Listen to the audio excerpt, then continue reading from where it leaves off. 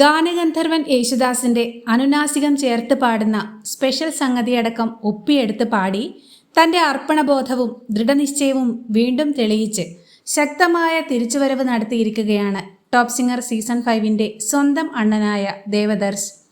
അണ്ണൻ തിരുമ്പി വന്താച്ച് എന്നാണ് വിധികർത്താക്കൾ ആവേശപൂർവ്വം പ്രതികരിച്ചത്.